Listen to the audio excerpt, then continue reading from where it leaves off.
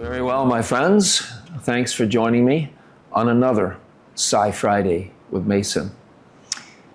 You know, last week I took a time out. I've been talking about odd power points on the globe and patterns of them.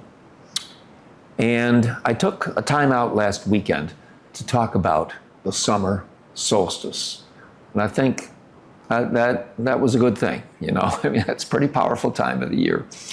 But we're going to start to wrap up our discussion of paranormal parallels by talking about another band around the earth that has a lot of occult folklore.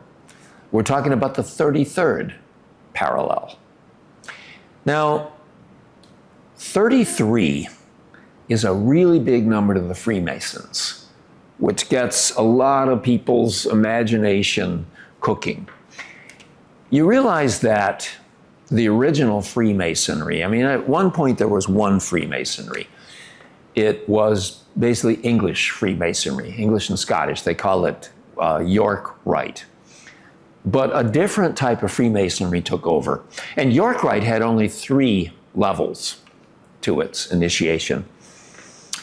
So along comes this treaty where Masonry decides to split into 2 branches. I believe the year might have been 1786, and I wouldn't be shocked if the day of the conference was June 24th. And they decided to go to 33 levels of initiation. And right away, the 33rd parallel sets off alarm bells.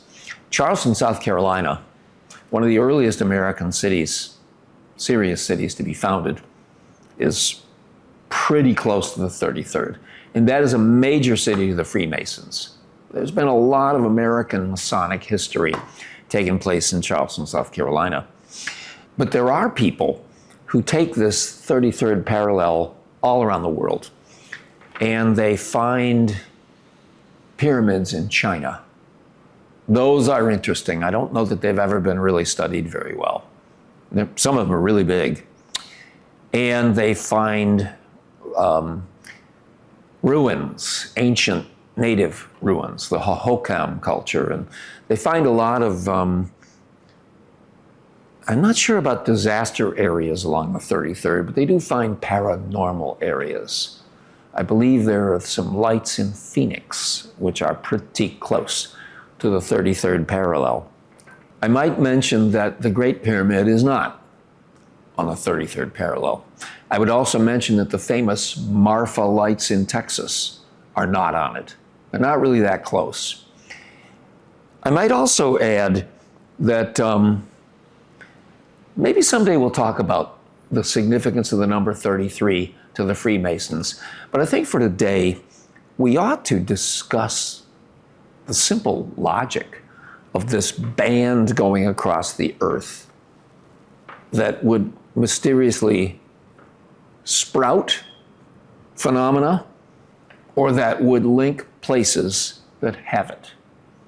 And I tell you, I can't figure out the logic.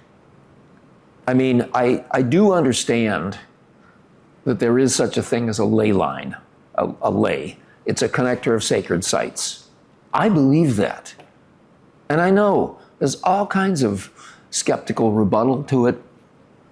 I'm a skeptic, but that means I consider the evidence before I make my mind up. And I'm willing to accept anything, no matter how unfashionable, if it makes sense to me. Ley lines exist. I can find some for you. The idea that one goes around the world, that doesn't make a lot of sense to me. The Earth is not a perfect sphere. It isn't even super close. It's an irregular sphere. And maybe there could be a perfect spherical spot somewhere. 33rd ain't it. And so the logic of this just escapes me. Also, I've complained about this before. A lot of paranormalists, they kind of fudge their facts. And they they have this band, the 33rd. I've looked at a number of maps. They got this ribbon going across the globe. And that ribbon looks to me like 20% of the surface of the Earth wide, just looking at what they consider the 33rd parallel. These things are not that close to each other. They're hundreds of miles apart. So the fact that they could be connected by this, that also escapes me.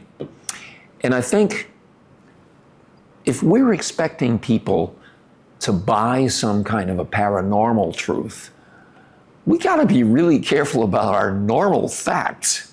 You know, we paranormalists have to be very much more careful about what we assert if we truly care about our subjects. I will leave you at the end of June with this discussion of paranormal parallels. And I think next week I have an absolutely delicious factoid for you about July 4th. You know, there's been a lot of supernatural folklore that has gravitated to the founding of our nation. And I've got a killer factoid that I will mention next week on Psi-Friday with Mason. Farewell.